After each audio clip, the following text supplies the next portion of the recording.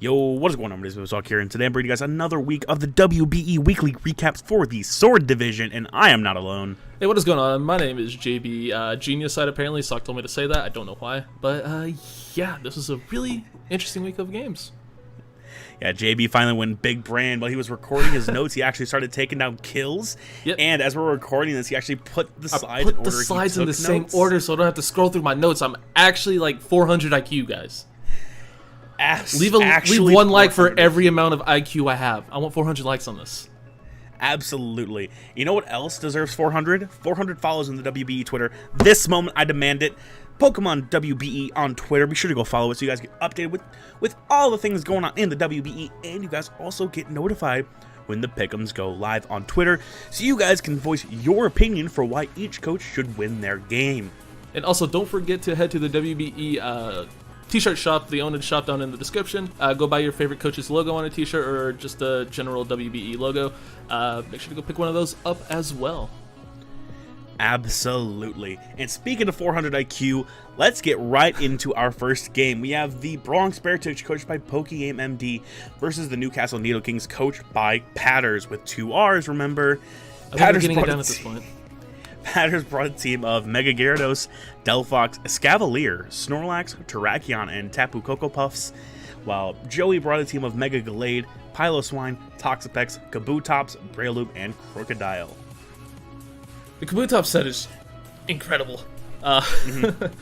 Weakness policy, weak armor, get the +2 speed, +2 on both attacks with Sword Dance as well. It's just, if that thing got set up, like even before we saw the game, it was just over. And of course, you can see by the score sheet, yeah, it kind of just, it kind of worked. It did so much work. It really did. Now, this is another week where Joey knows exactly how to win, forces his opponent to make the play to let his win con get in and under the condition, and clicks the button to win. Yep. This is just your typical Joey performance, like kind of turned up to max this week. He just played this so perfectly. He knew his win con immediately and got it to work. The Jolly Max HP Mega Gallade was also really cool because he didn't need attack to get any rolls he needed. So that was really cool, just allowing Gallade to be even more difficult to kill, more difficult to deal with. I also really liked Hurricane Mega Gyarados on Patter's side. That was so cool. Yeah, I thought Mega Gyarados' Hurricane was super cool. What I thought he was even cooler was Joey willing to sack the Breloom to the Hurricane to get in Kabutops for free. I thought that was such a big brain. Like, that was such a big brain play. Now, also, we could legit start making the next WBE hype video just from Patters' game alone. Right. Like, watching him react is literally all you need for the next hype trailer. You have the defeats. You have the laughing of saying, that's such a cool set. You have him winning with rolls. Like, you legit just need him for a hype trailer. Just so wholesome, honestly. It's awesome. Dude puts his heart and soul into the games, and it's really fun to watch him play. It definitely is, for sure. Some great content over there. Yep, and it's sad to see his 3-game win streak go, but it's the Joey. But it's the Joey who's just running through the entire league right now. Man is Joey 9-0. In the draft stream, he said he's taking home the belt, and he is not messing around. Yeah. He is out for blood. For sure. The rock shift was absolutely huge this time. It gave him range for several attacks from his Kabutops and Breloom Gallade. Yeah, sacking Breloom to get Kabutops in, like you said earlier, for free was just amazing, and yeah. Joey just went full Joey this week.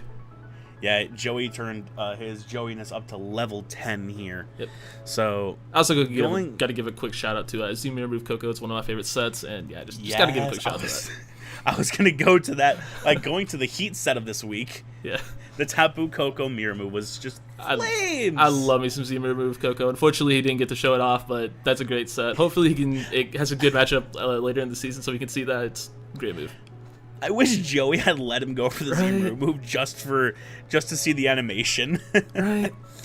But anyway, that is all for that game. So let's roll into our next one here, because transitions are easy. We have the Minnesota Vikavolt, coached by Dan, aka H-Rhyme, versus the Tennessee Trubbish, coached by Deathly I Am. Dan brought a team of Mega Manectric, Florges, Gastrodon, Kyurem Black, Talonflame, and Skarmory.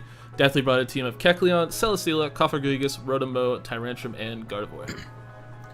Now, Trick Room on Deathly's part was super, super cool. It was a really good idea, in my opinion. It put in a ton of work this game, for sure. I was just about to go there. Yeah. Like, Dan has really fast offense and really passive bulk. So Trick Room Tyrantrum literally could have destroyed this man. Yeah, absolutely.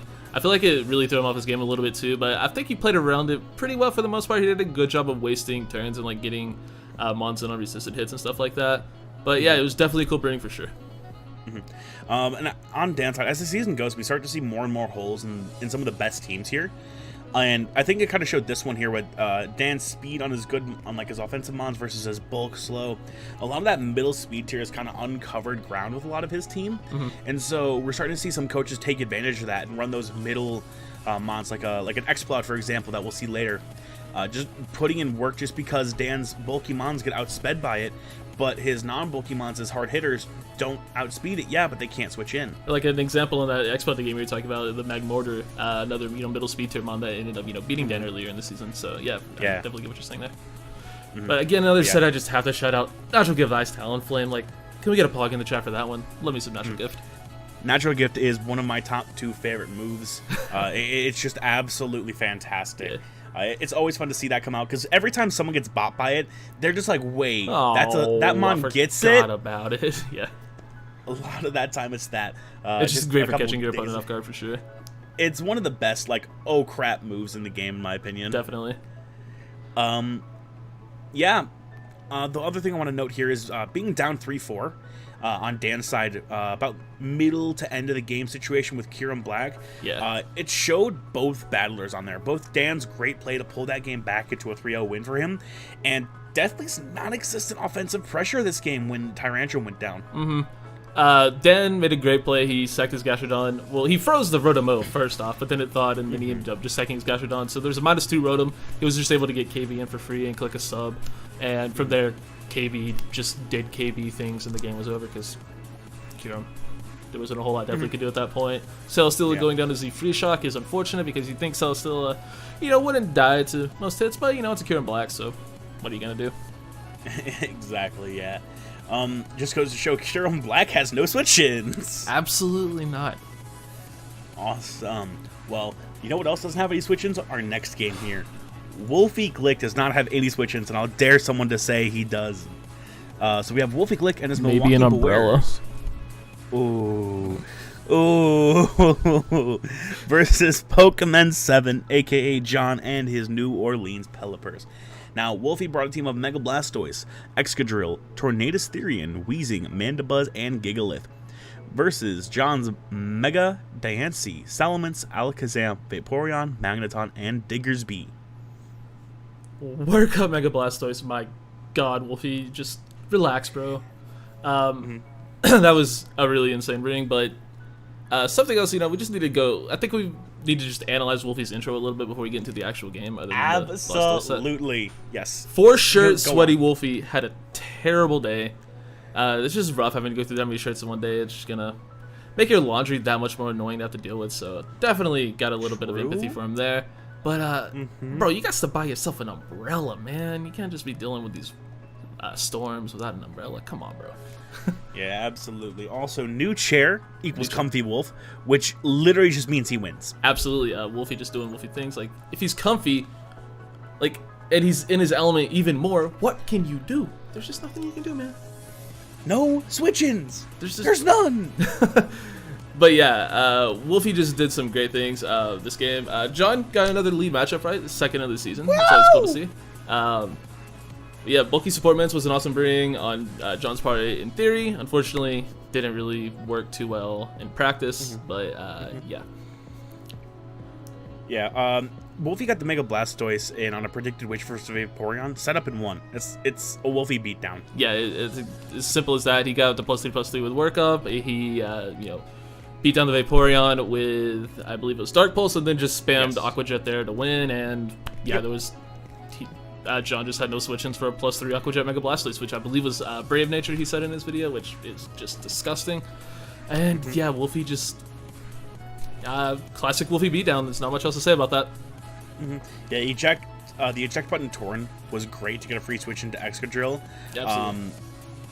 Reading the Scarf Diggersby was awesome as well. Yeah, he read it, I believe it was a U-turn, and he just brought Torn in, which, for those of you who don't know, if you U-turn into an eject button mon, the Pokemon that clicks U-turn actually stays on the field, and the Pokemon that held, the eject button gets switched out. So I just gave him a free switch in, and Executor was just able to click buttons and sand. I believe he set up a sword stance, then subbed, and then killed something with Earthquake. And yeah, Wolfy just... Not much else to say other than Wolfy just played fantastically.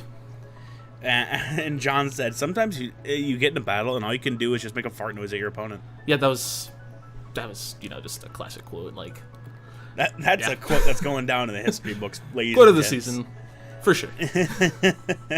No, I think we might have another quote of the season. Well, next up here we have a play on words matchup itself. The New York Marauders, coached by Mr. Talent, versus K. Cray and her LA Spice. All right, the Marauders brought a team of Nihilego, Empoleon, Buzzwole, Stunfisk, Latias, and Gyarados. K. Cray brought a team of Mega Houndoom, Mimikyu, Garchomp, Crobat, Mawile, and Porygon 2. Now, every time I watch a Mr. Talent video, I put him on 2x speed, as we do, and I put a trap beat behind him, and just listen to the pure hilarity that ensues. Also, to Mr. Talent back at ya, yeet, yeet, yeet, yeet. Sometimes you just gotta yeet, like, honestly. It's like a life motto of mine at this point, but last week I noted how cool it was for K-Cray to finally bring Woodhammer or Grassy MZ Mimikyu. And I said in the past that, Drain Punch Mimikyu would be a great bring at some point, and this week we saw Z Drain Punch Mimikyu. So that's cool to finally see that. Pog! Yep. And something I know you're a big fan of, Scarf Buzzwole just had an incredible matchup this game. I love Buzzwole so much. Great matchup this game for sure. Showing why Buzzwole is so scary. Like last week after being bulky, running like a Rousette, this week he ran Scarf, and it showed the true power of Buzzwole. Also, Stoop Kid MVP. Stoop Kid did things, bro. It got rocks up, it Toxic P2, it paralyzed, oh god, what was it? Mawile. The Mawile. Yeah, just, Stoop Kid doing things. Give this mon its MVP now. Like it is the MVP. It's just without a doubt. Yeah, there's no competition at this point. Just let's make it happen. Absolutely. Now I do want to point out on K's side, the Mega Houndoom had a great matchup here. Yeah. If Nihilego went down. Yeah, I have a couple problems with her set though. She said she ran Sunny Day over Nasty Plot because there wasn't anything to set up on. But isn't, clicking Sunny Day kind of the same thing as clicking Nasty Plot in that regard? Like, you're taking a turn either way. So if you didn't want to run setup, something like Flame Charge would have let it outspeed both of the Scarfers that Mr. Talent ended up bringing with Buzzwole and the Nihilego, which that would have been fantastic. She had HP ground to deal with the Nihilego, so maybe run Flame Charge there. That would have been a great bring in my opinion. Because, Mega Houndoom still hits hard without the Sun. Obviously it hits harder in Sun, but if you're not going to run it, then... Flame Charge, I think, probably would have been a better fit on that set, personally. Yeah, absolutely. But yeah, Mega Houndoom, if it did have that Flame Charge, looks like it really could have just won. Yeah, that thing would have put in a ton of work. The only issue would have been the Gyarados, but if Gyarados had gone down, then, yeah, that would have been a nasty thing. And that's the whole game. I really do like Wakan, EQ, and Playon's good base set for Magnezone. He also used the, since the Magnezone didn't come, Drew ended up using the Wakan Berry to knock off P2 on a discharge, which is nice. Obviously knocking off a Porygon 2 is always a great thing because that thing sucks. Stupid thick. Yeah. Another set, Sub-Salad, Garchomp, just Sub-Salad like anything is absolutely terrifying if it works. Unfortunately, it just wasn't able to get the roll on Gyarados, Drew brought a very defensive Gyarados, and it was able to live the hit, and unfortunately, in that potential Garchomp sweep before it got started. Yeah, that was it was kind of cool to see on both sides here. John being able to run a defensive Gyarados because wildin' out here, and the Sub-Salad Garchomp, we're wildin' out here. Definitely a lot of cool sets in this game for sure. Absolutely, a lot of heat in this week. It kind of goes to show with the two fire-type mascots as we see here. Absolutely. Speaking of heat, let's roll into our next game here. We have the South Texas Sableyes, coached by In Vivid Color, versus the Milwaukee Sawsbucks, coached by Magnitude. Now, for the In Vivid Color and his Texas Sableyes, we have Mega Aggron, Noivern, Mew, Hawlucha, Tapu Bulu, and Poliwrath, versus Steve's Mega Swampert, Politoed, Thundurus Therian, Quillfish, Azelf, and Scizor. This game was pretty unfortunate, as with Vivid's title. Apparently Steve had some personal stuff going on. He didn't really have time to get his team made or use a real team, and whoever ended up joining his team screwed it up. He didn't have rain on Politoed, didn't have Swizzle on Quillfish, and he really had no real chance of coming back in the game. Once he realized he didn't have rain, he kind of just gave up the game, which is totally understandable in a situation where your team gets screwed up in ginning or breeding, whatever you want to say. Depends on who you talk to.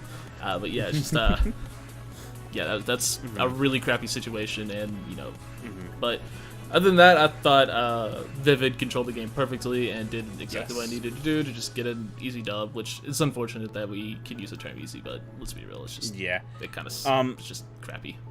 I can't say too much on team prep because he was really short on time and had a lot of IRL stuff come up. Yeah. And so like his play is really the only thing we can criticize on it. Like he didn't play absolutely terribly. No, but it was just the ginning thing, man. Yeah. The Jenny mishap really took a turn for Steve, and it really didn't help him a lot. But shout outs to Steve for actually making the game happen and not just forfeiting and dropping completely. So shout outs to him being able to work with it, and shout outs also to Vivid to be able to kind of schedule with it to try to be as flexible as they can to get the game in, to get the game to you guys. So shout outs to those two coaches. Absolutely. I do have a couple notes on the game. I did like how Vivid used his Noivern as a way to weaken Thundy and then get it towards Z-move at one point, so that's cool. Just wasting his Z-move on an already weakened mod that did its job. It's a great situation there. And the player off double into Bulu on the Scissor U-turn was a great play to get Bulu in front of a mod it can just kill. And it was at that point, it was in front of the Polytoad, and we realized there was no rain. And yeah, that was when the game sort of started going downhill. But there were a couple cool plays before it all went to whatever where you want to put there. It went down the drain. Yeah, let's go with that one. Yeah, it's a little bit easier to explain, especially Vivid. I want an explanation. No hat made me the saddest of pandas, but going into his actual play, I don't think it mattered really. Like he just played really well, and it showed why Vivid, like I keep saying, is a top 6 player. Like he knows his line from the start. He understands where he needs to go, and I think he has a really legitimate shot at taking home this championship. Absolutely, he's like I believe 3rd or 4th in his division, but he has the 2nd highest differential. So when he wins really big, and he's just playing really well. So yeah, there's definitely a chance for him to win it all this season for sure. Yeah, absolutely. The one thing I do want to point out in here though is Thunder's Theory is the king of going at least 1-1. Absolutely, I'm pretty sure it has gone to kill every week, just blowing his Z-move on something. It's awesome. You know what else is awesome? Our next game here. The Rochester Rightons, coached by Iron Boffin, versus the Free State Torcatch, coached by Duncan Can't Die. All right. Boffin brought a team of Mega Altaria, Spiritomb, Weavile, Suicune, Rhydon, and Blaziken. Duncan brought a team of Mega Tyranitar, Circuitry, Lurantis, Jirachi, Zygarde 10%, and Blacephalon. Now, props on Boffin for calling the Mystic Tar from turn 1 in his commentary. This game made me so happy. Crazy. This was the Boffin game we've been waiting for all season. Yes. We've been saying all season. Like, he just needs to, pay a little bit more attention in prep. Just do some slight tweaks in prep, and he could just, do so well with his team, because his team is really good on paper. And this was the week it finally all came together for him. His team was incredible. His prep was incredible this week, in my opinion. Spadef Spiritomb has a great matchup. It's bulky dark equals GG Blacephalon, because Blacephalon is bad. Don't at me. I know there are a couple. I saw a couple comments that didn't like that last week, so I'm just gonna double down on it, just to trigger you guys, because I can. But yeah, another one. I love Scarf Weavile here. It has great coverage for his team. Being able to outspeed Duncan's entire team is really cool, especially with the amount of setup / beast boost Duncan has. Just a really good bring. I really like that.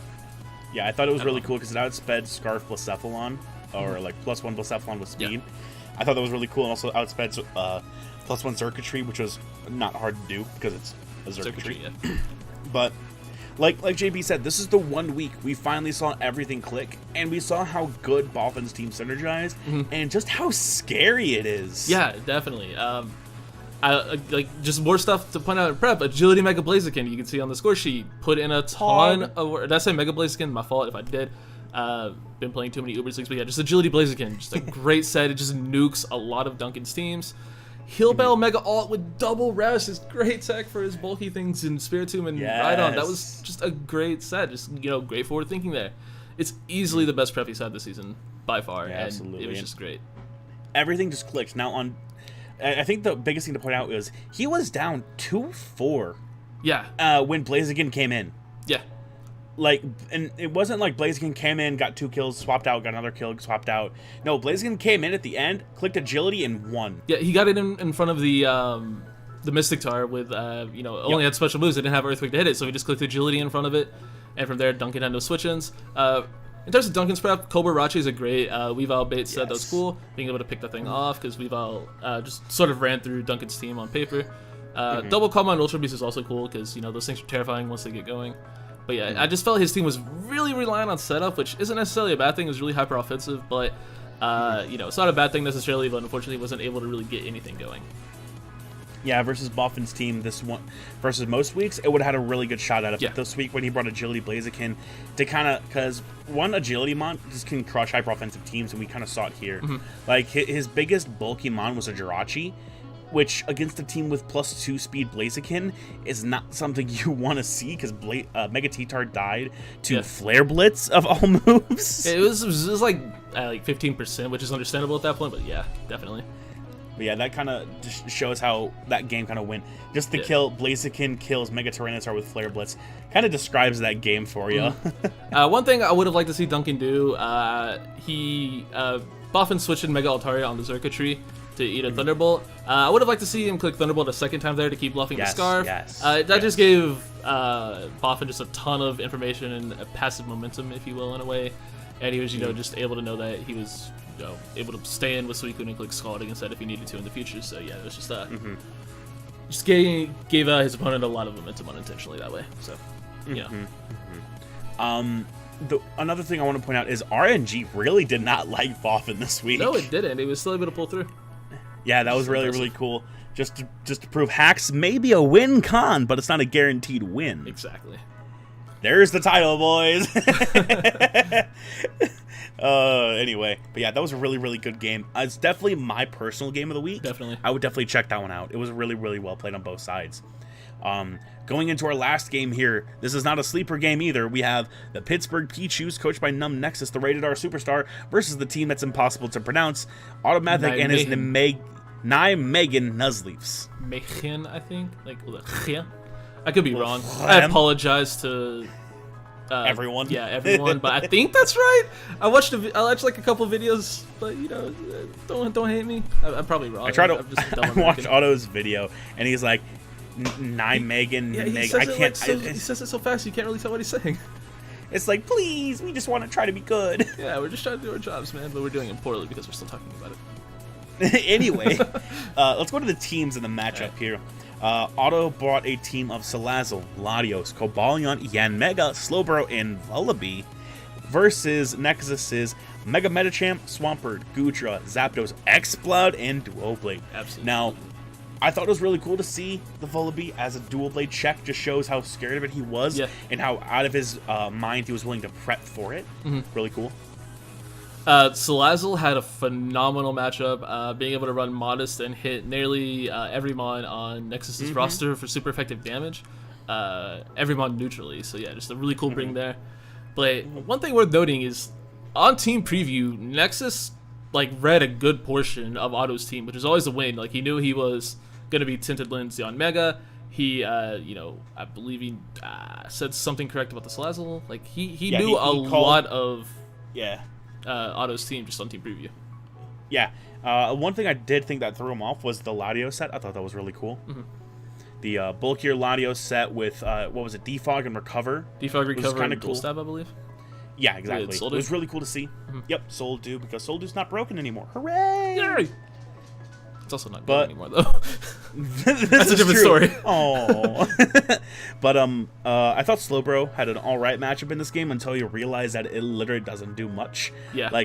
It doesn't help check Mega Medicham because Zen Headbutt chunks it. Swampert's just there. It can take on Slowbro pretty well with Toxic and Earthquake recoveries. Goodra just sits there and laughs. Zapdos literally forces it out. Same with Offensive Zapdos is so cool, dude. It was such a good bring this week. I was actually going to note that offensive Zapdos is the best Zapdos set. It has the same special attack as Hydreigon. A lot of people don't realize that Zapdos hits incredibly hard, and you have to be prepared for an offensive Zapdos. Yeah, Agility Zapdos is one of my favorite sets to bring because it just does work. Yeah, it hits really hard. The one thing it doesn't really get is coverage. If it got Earth Power or something, it'd be broken. Definitely, that would be broken. But yeah, another broken thing is X-Cloud, dude. It showed why It's one of my most favorite monster run. Just slap a scarf on it like we saw this week, and it still hits hard enough to chunk/2-ko a lot of things. It did like a good chunk of damage. Didn't he get an attack off versus the Spit FAV Cobalion? Like it still did like a solid 15-20% against a mon that was a dedicated switch into it, and that's unrecoverable chip. And yeah, it's just like Expelled went in this game for sure. One thing Nexus has done a really good job of this season is annoying his opponent's bulk early game with Toxic. He did it a couple weeks ago versus whoever he played a couple weeks ago. I don't remember, but definitely this game. Wearing down stuff like the Latios and the Volibee with Toxic was great. They do have recovery on them, but just wearing those things down is just annoying your opponent. And that's never a bad thing. Nope, not at all. Like you said, I thought Expelled was really cool. I thought Toxic and everything was awesome, in my personal opinion. Just making sure that it's easier for his win cons to win, even though Mega Metacham didn't do anything in the game. It had an alright matchup on paper, but Zapdos really shined here, because once Cobalion got chipped down, Agility Zapdos would have put in work. I don't think he was Agility. I thought he was just 4 attacks. I think it was 3 attacks Roost, whatever he was. 3 attacks Roost. I know he had HP Water for the Mega Camera, but it ended up coming. But Deblade also just put in a ton of work. It endlessly pivoted into Lottie and just racked up toxic damage on that thing. I believe both of its kills were passive this week, so that's just always cool to see just a mon annoying your opponent like that. Nexus made a couple overplays that costed him momentum and probably differential. He overpredicted on Cobalion coming in a couple times, and the big one was not ice beaming Latios with Swampert on the switch. That was a big one that could have killed the Lottie and just possibly ended the game right then and there. Lottie was able to stay around a little bit longer, get rocks up, which let the Mega come back in, and it just snowballed a few things that way. Yeah, but yeah, exactly. Just goes to show how like one little turn can cost you just a lot of momentum. Just one little exactly. And I want to say like Otto showed how good he can play on this match. Yeah. Not to belittle Otto or anything, like he's still a great player. Definitely. But like it just showed like most people pick against Nexus and Pick'ems just because all the other coaches are quote that much better. But Nexus is showing out here and playing stupendous mons against Otto, someone who was thought to like come in and start beating people left and right. Just shows how good the competition in the WBE actually is. Absolutely. Everyone is a threat to win every game. Yeah, absolutely. Like even someone who like has not won a game like Deathly could like as we saw this week, he's put up a tremendous effort. He won one. I forgot about that. He put up a fantastic effort against A-Drive this week and already won a game. So like every coach on here has a chance to win every week, except for Joey. He just wins. But I digress. That's unfortunate. That's unfortunate. Or unfortunate, as Joey would say. Gotta stay on brand. Hashtags cart dies to HP poison. Yeah, I mean, yeah, it's whatever. Okay, that is going to be it from me today, guys. Thank you all so much for watching. As per usual, subscribe to the WBE channel so you guys get notified whenever a new video goes live. And if you really want to get notified for true, because YouTube sub boxes are the perfect thing ever, hit that bell so you guys get a ping every time we get notified. I know JB loves getting pinged. How dare you? But yeah, that is going to be it today, guys. Like I said, be sure to follow the Twitter. Go buy yourself a shirt because you'll look beautiful in it. And subscribe to the WB channel. Right. With that, JB. Hashtag disable ad block. And we're going to get on out of here today, guys. Thank you all for tuning in and have a fantastic afternoon. Peace out, Scouts. Peace.